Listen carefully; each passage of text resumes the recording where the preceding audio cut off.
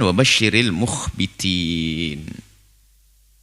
Berikanlah kabar gembira kepada al-mukhbitin. Mukhbit itu artinya orang yang tawadhu, di saat dizalimi tidak ingin membela. Ada hubungannya nanti dengan aslimu, menyerahkan kepada Allah. Jadi menyerahkan kepada Allah bukan dalam urusan ibadah saja. Ternyata di saat ada yang memperlakukan kepadanya dengan tidak benar dan tidak baik, dia pasrah kepada Allah. Sehingga menjadilah dia orang yang tampak mukhbitin, dengan penuh kesabaran, tidak akan membela diri di saat dizalimi. Maka ini pangkat tinggi, bahkan disanjung-sanjung dalam banyak ayat tentang orang-orang yang seperti ini. Wabasyiril mukhbitin, ini orang mukhbit. Kalau makna secara umum adalah orang yang tawadhu. Jadi tawadhu di sini tentu diarahkan tawadhu kepada Allah sesuai dengan makna aslimu. Serahkan dirimu kepada Allah, maka sesaat seseorang memasrahkan dirinya kepada Allah, maka menjadilah dia orang yang tawadhu kepada Allah Subhanahu wa ta'ala.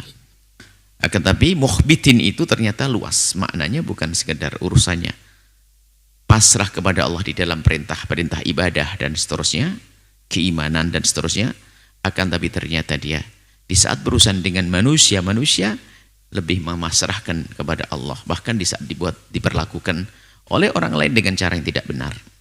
Maka menjadilah dia orang mukhbit yang tampak sabar, tidak dendam. Bahkan disebutkan orang-orang ini adalah orang bertakwa, orang-orang mulia. Seperti yang disebutkan di dalam Al-Quran juga tentang manusia disanjung, ahli surga adalah wal kadhiminal ghaidha, itu mukhbit itu situ. Wal kadhiminal ghaidha wal 'afina 'anil nasi wallahu yuhibbul muhsinin. Jadi mukhbit itu orang semacam itu. Kadhiminal ghaidha. Jadi beri kabar gembira orang mukhbitin.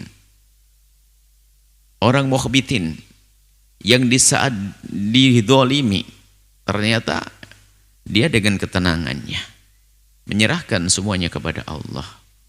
Tidak ada reaksi-reaksi yang menunjukkan kalau dia adalah ingin membalas dan seterusnya. Tapi wal kadhiminal ghaidha, menahan amarahnya. Sebab amarah itu memang adanya di dalam hati. Tapi kalau tidak ditahan meledak akan menjadikan mata merah, mulut berucap, tangan memukul dan seterusnya. Tapi wal kadhiminal ghaidha, menahan. Menahan. Wal kadhiminal ghaidha, menahan amarah. Kemudian tidak cukup mukhbit itu menahan amarah. Wal 'afina 'anil nasi, kemudian berusaha bagaimana memberikan maaf kepada siapapun yang telah berbuat salah kepadanya. Urusan pribadi ya. Ini bicara tentang urusan pribadi, bukan urusan Allah. Kalau ada urusan hak Allah diganggu, hak Nabi Muhammad diganggu, kalau marah kita dungu. Syariat Nabi diganggu, ini pribadi, kita dicaci, kita diolok, kita dizalimi. Inilah.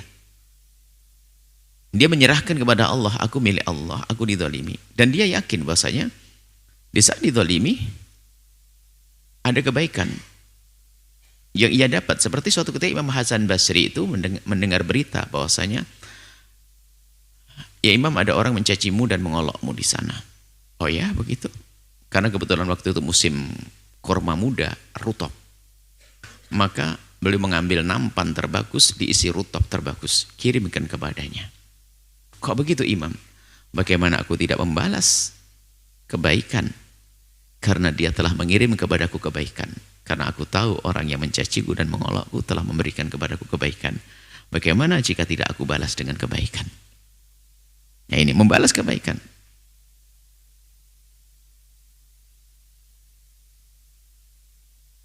Maka sampai para orang yang faham makna ini, makna bahwa orang yang dicaci, digunjing itu sebetulnya telah diberi hadiah kebaikan oleh orang yang menggunjing. Sehingga perkataan di kalangan ahli khair, orang yang hatinya sudah tingkat tinggi itu terheran-heran Jika ada orang disakiti kok membalas dengan kejelekan. Aneh. Ada orang diperlakukan jelek tapi membalas dengan jelek. Jadi bagi mereka adalah hal yang mengherankan. Kenapa? Karena dia itu sebetulnya diberi kebaikan, kok membalas kejelekan? Karena kebaikan bagi orang yang sudah kenal Allah itu bukan di dunia saat ini, langsung kebayang surga sana. Lihat, ini mukhbitin. Sudah tingkat tinggi. Jadi dizolimi sama orang, kebayang ini adalah tabungan pahalaku nanti di akhirat. Urusan pribadi, bukan urusan Allah. Urusan pribadi itu maksudnya di sana, hak saya dan sebagainya. Kalau urusan Allah harus marah dong. Syariat Nabi Muhammad diganggu. Kita diajak maksiat. Ganggu kita ini. Lain cerita, kita nggak boleh terima, nggak boleh pasrah. Diajak minuman keras, nggak apa-apa. Dipaksa mau enggak, silakan. Ini bukan itu. Diajak melakukan kehinaan, ya namanya bukan. Tapi hak kita dicaci, kita diolok, hak kita diambil dan seterusnya, kita digunjing. Maka sesungguhnya mereka telah memberikan kebaikan kepada kita, termasuk dalam satu hadis. Baginda Nabi menyebutkan, bertanya kepada sahabat Nabi, atadruna manil muflis, apakah kalian tahu siapakah orang yang bangkrut? Sahabat Nabi banyak pedagang-pedagang yang ngerti orang bangkrut, orang yang dagang tidak punya lama wala dinar wala dirham, nggak punya tidar, nggak punya fulus, habis duitnya untuk berbisnis, itu bangkrut. Nabi menjawab, bukan itu orang muflis. Orang bangkrut itu adalah dia, itu dia yang ya'ti yaumil qiyamati bisolatin wa zakatin wa siyamin. Orang yang merasa bahwasanya di dunia dia adalah berzakat ada, puasa ada, sholat ada, punya banyak ibadah sholat. Akan-tapi wa qad daraba hadza wa syatama hadza wa qadhafa hadza wa akhadha mala hadza. Tapi kerjaannya di dunia itu adalah lengkap. Kadang nyaci si A, menggunjing si B, memukul si C, mengambil harta si D. Rupanya banyak kezaliman. Maka di akhirat dia harus membayar itu semuanya. Dia kembalikan kepada orang yang didoliminya itu dengan pahalanya, mengganti pahalanya. Sehingga pahala sholat, pahala haji, pahala puasanya diberikan kepada orang yang didolimi. Ternyata habis. Karena sudah habis pahalanya untuk digunakan membayar tadi, maka diganti. Yang didolimi tadi kalau ada dosanya, dari dosanya ditumpangkan kepada dia yang ahli ibadah. Makanya disebut sebagai orang bangkrut, kayaknya ahli surga, ternyata di neraka. Bangkrut. Nah, orang mukhbit ini sehingga tampak tawadhu, sehingga begitu agungnya dia. Di saat ingin menolak itu dengan kelembutan, ingin menjelaskan, iya, di saat kita difitnah dan sebagainya menjelaskan, tapi tanpa lebih dari itu, menjelaskan saja bahwa saya tidak seperti itu. Tentunya dengan bermacam-macam cara untuk menjelaskan, tapi bukan dalam rangka dia membalas, tidak. Karena kadang ada sangkut pautnya dengan keluarga, kita difitnah begini, ada keluarga, ada orang lain, menjelaskan, tapi bukan dalam kebencian, bukan dalam dendam dan sebagainya.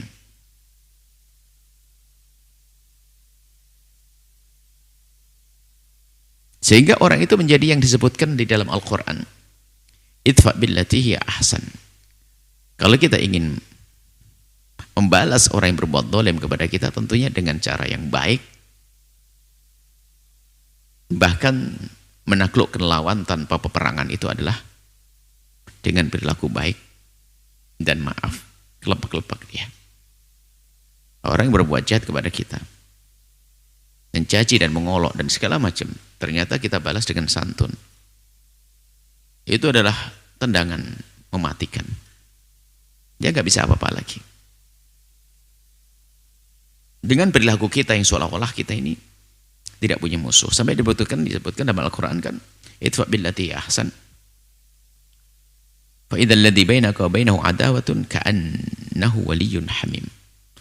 Sampai derajat tingginya orang kelas tinggi ini dengan orang yang memusuhinya pun ternyata dipandang manusia seperti waliyun hamim, orang dekat dan sahabat karibnya. Begitu dahsyatnya dia memperlakukan orang yang memusuhinya. Ka'annahu waliyyun hamim. Karena dia tidak menampakkan depan siapapun kalau dia membalas permusuhan orang dengan permusuhan. Bahkan di saat membagi rezeki dapat juga senyum, ditebar juga kepada dia dan seterusnya. Dan ini adalah makom yang hendaknya semua kita mencari. Sehingga betul, nanti pada akhirnya dia akan menjadi orang yang paling indah di dunia sebelum masuk surga. Lapang hati, mukhbit. Sehingga mukhbit itu menjadi tampak tenang. Seperti orang tidak pernah kena ombak dalam kehidupannya. Nggak pernah ada yang mengganggu seolah-olah. Mukhbit, betul, tenang.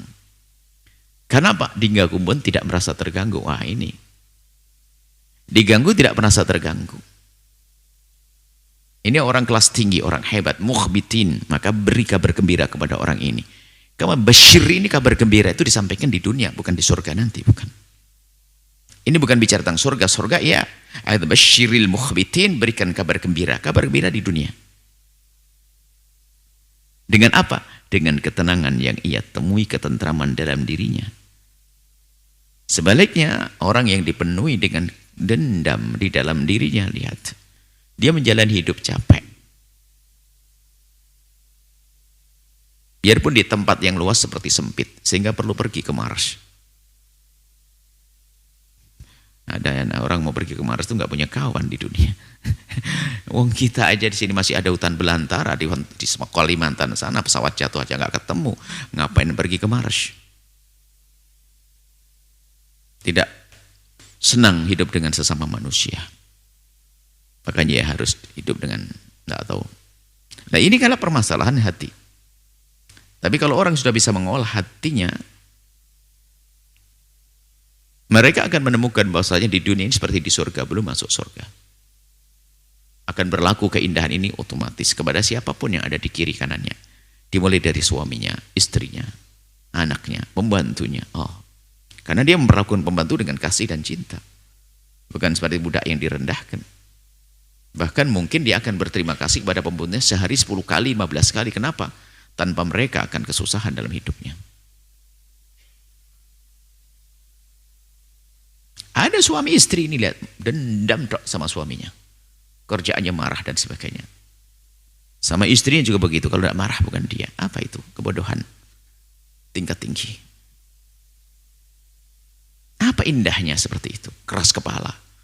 Ya sudah begitu dengan keras kepalanya, dia tidak menyadari keras kepalanya. Maka sering kami sampaikan, tidak akan bisa dibenahi rumah tangga seorang perempuan yang hanya bisanya menyalahkan, tidak merasa dirinya salah. Seorang suami yang hanya bisa menyalahkan, tidak pernah merasa dirinya salah.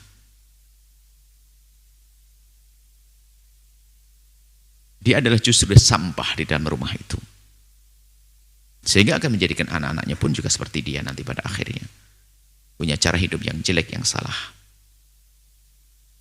Ada kehidupan-kehidupan semacam itu. Mana indahnya?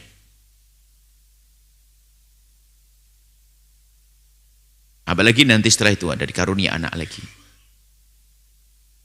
Anak tumbuh bukan dari cinta itu. Tumbuh murni dari syahwatnya. Dari kebutuhan-kebutuhannya. Mana keindahan di balik itu semuanya? Dengan saudara berebut waris. Padahal indah yang sesungguhnya adalah di saat kita bisa memberikan hadiah istimewa buat adik kita, kakak kita. Bukan di saat ulang tahun saja. Akan tapi mungkin di saat bangun rumah. Sepertiga aku tak bantu adikku. Seperempat aku bantu adikku. Tapi tidak. Si hamba yang tersiksa di dunia itu adalah, lihat. Dia berebut waris, tidak ada hentinya, tidak ada ujungnya. Bermusuhan. Maka mukhbit ini luar biasa. Mukhbitin. Orang yang tenang tampak. Tenang di dalam hidupnya. Sehingga kalau ditanya ada orang ganggu kamu? Tidak ada. Sementara orang melihatnya dia ganggu oleh siapa-siapa. Boleh diganggu oleh orang banyak. Kenapa? Dia sudah kebal sehingga tidak pernah terganggu. Al-mukhbitin. Lah orang-orang seperti itu lihat. Orang yang semacam itu ada tanda lain lagi. Alladzina idza dzukirallahu wajilat qulubuhum. Maka buahnya nanti lihat. Begitu mudah hatinya bergetar di saat disebut nama Allah, dekat kepada Allah. Karena ukurannya memang Allah. Dan dia menjadi mukhbit tidak bisa kecuali karena Allah. Bisa saja orang iya. Nanti ya. Saya nggak enak aja ada mertua saya. Nggak enak aja ada ininya. Nanti di luar tempat ini. Tapi kalau karena Allah, Allah melihat dia setiap saat bahasanya, engkau sabar, engkau tabah, engkau memaafkan. Allah. Alladzina dzikrullah wajilat qulubuhum. Yaitu inilah. Makanya kalau kita perhatikan mukhbit yang kita jelaskan panjang lebar tadi, ini lihat. Tentu dimulai dari kedekatannya kepada Allah. Di saat disebut nama Allah. Sehingga di saat marah pun ingin menguasai dirinya, maka marah pun akan tersingkirkan. Marah yang ingin menguasai hatinya, marah akan tersingkirkan dengan getaran di hatinya di saat disebut nama Allah. Dengan berzikir luluh. Jadi sejuk. Wasabirin, dan dia menjadi orang yang penuh dengan kesabaran. Alama asabahum, apa yang Allah timpakan kepada mereka dari jeleknya perilaku saudara, jeleknya perilaku pasangan, jeleknya perilaku teman. Bahkan tidak bersahabatnya alam dengan dia, adanya bencana dan sebagainya, tidak akan mengganggu dia. Dia tetap dalam ketenangannya, mukhbitin. Kesejukannya. Wal muqimis salati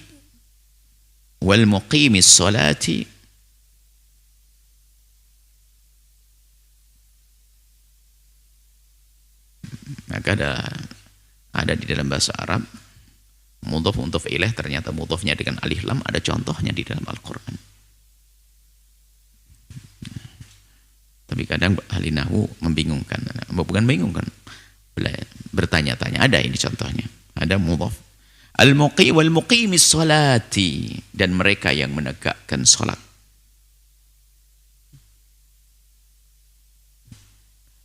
Wal muqimis salati tentu ditandai dengan yang sudah disebutkan, termasuk di antaranya dia akan rajin menegakkan salat. Karena dia menemukan, dan seorang beriman hendaknya menemukan bahwa di dalam sholat yang ditegakkan itu adalah untuk menemukan ketenangan. Hiruk pikuk dunia akan ditinggalkan, lalu dia beralih kepada sholatnya. Dan itu yang dirasakan Nabi SAW. Nabi sering berkata kepada Bilal, ya Bilal, arihna bis sholati. Bilal, maksudnya kapan waktu sholat tiba? Aku pengen tenang dengan sholat. Apakah Nabi tidak tenang? Oh tidak. Di dalam sholat ketenangan, di atas ketenangannya orang yang tenang. Arihna bis sholati. Bikin aku senang, tenang. Kapan sholat tiba maksudnya? Jadi orang yang seperti ini akan rindu dengan ibadah sholat, kapan sholat tiba. Bahkan di saat mendengar Allahu Akbar, Allahu Akbar, spontan dia mengucapkan Alhamdulillah sudah tiba waktuku. Sehingga antara waktu sholat dengan waktu sholat terasa lama. Bukan seperti kita, sudah asar belum apa-apa. Sudah maghrib belum apa-apa. Ini berbeda sekali. Oke lah. Kita berusaha perlahan belajar. Wa mimma razaqnahum yunfiqun. Kemudian dari apa yang Allah karuniakan kepada mereka didermakan. Rezeki dari Allah banyak, harta diantaranya yang paling tampak. Untuk bisa berbagi, ternyata bukan itu saja.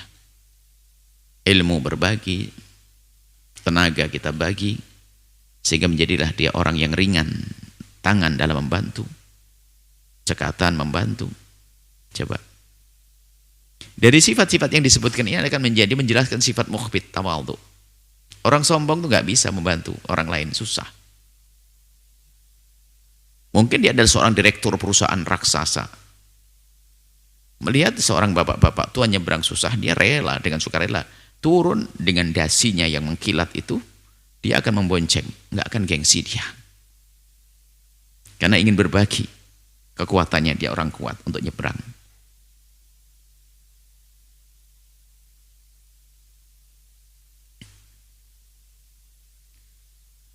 Nah ini, wa mimma razaqnahum yunfikun. Dari apa yang Allah karuniakan kepada mereka, mereka dermakan. Banyak termasuk ilmu. Termasuk infak sini jangan dimaknai sempit sekali. Termasuk kebahagiaan. Kalau kita senang, bagaimana kita menjadikan orang lain senang? Kalau kesedihan jangan bagi-bagi sama orang. Al-mu'minu bisyratu fil wajhi wa khusnu fil qalb. Seorang mukmin sejati adalah selalu nampakkan kesenangan. Karena kesenangan yang kita tampakkan di wajah kita ini punya makna besar di hati orang-orang yang melihat, menginspirasi, memotivasi mereka untuk bangkit. Kemudian kenyamanan duduk dengannya, itu senang. Ada orang jangan mukanya manyun terus, cemberut terus. Mana? Apa yang dimotivasi dengan cemberutnya dia? Yang dimotivasi hanya syaitan. Orang di kiri kanannya tidak nyaman dengan dia. Sehingga termasuk sifat yang menempel pada baginda Nabi itu orangnya basam. Tampak keceriaan di wajahnya. Sehingga ada salah satu hikmah yang kami hadirkan ya. Keceriaan wajah itu akan memotivasi orang, membalut luka dan seterusnya.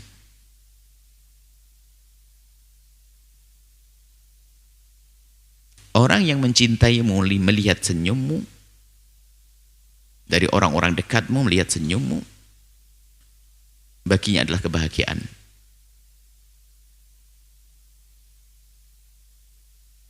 Dan orang yang membencimu melihat senyummu adalah yang membunuhnya. Maka tetap senyum berarti untuk siapapun. Makanya jangan sampai kita ini biasa dengan hidup yang tidak enak, apalagi di keluarga. Kerjaannya marah, membentak, cemaki, olok-olokan. Tuh ada loh ya. Cuman ya jadi masalah hadir di sini tapi nggak sadar otaknya. Mendengar ceramah begini tidak sadar. Ini kan repot manusia begitu. Tidak ingin berubah dalam dirinya. Ini sebagai contoh saja. Karena isyarat Imam Ghazali banyak orang kupingnya dengar tapi nggak sampai ke hati. Hanya mendengar tok. Dan tidak sadar. Kalau yang diajak bicara manusia itu nggak sadar kalau dia juga manusia. Dipikir ini ilmunya untuk kucing. Sehingga dua manusia yang gak akan menjadi baik dengan nasihat seindah apapun adalah itu. Pertama orang yang tidak berusaha dengan wataknya lalu berkata, memang aku dari dulu begini. Nah ini repot. Keluarga aku juga keras, keluarga aku ini gak bisa benar orang begini. Satu. Yang kedua tadi, orang yang tidak pernah merasa bersalah, selalu menyalahkan orang lain. Ini kalau dalam rumah tanggamu, keluargamu, dua model manusia ini sudah wataknya keras, tidak mau berusaha, malah cari pembenar. Memang saya begini dari dulu, memang keturunan.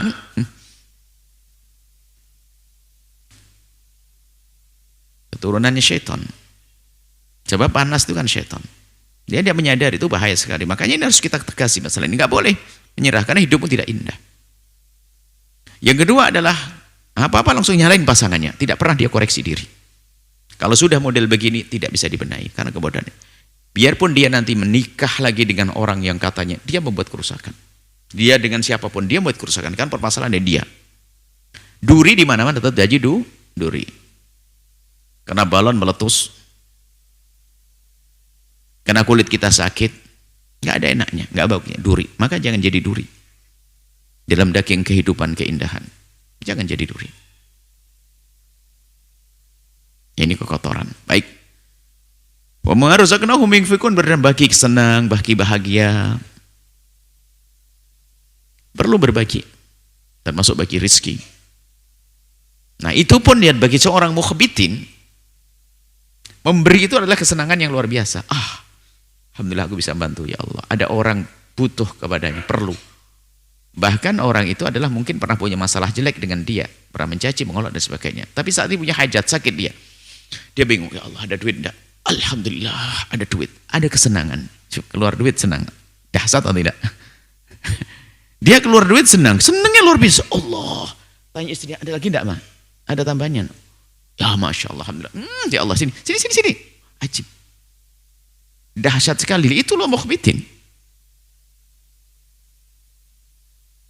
Mukhbitin. Semoga Allah menjadikan kita menjadi orang yang mukhbitin, yang mendapat bisyarah, kabar gembira dari Allah di dunia, dengan ketenangan, ketentraman, kebahagiaan, muqaddimah, kesenangan, ketentraman, dan kebahagiaan nanti di surga. Wallahu a'lam bissawab.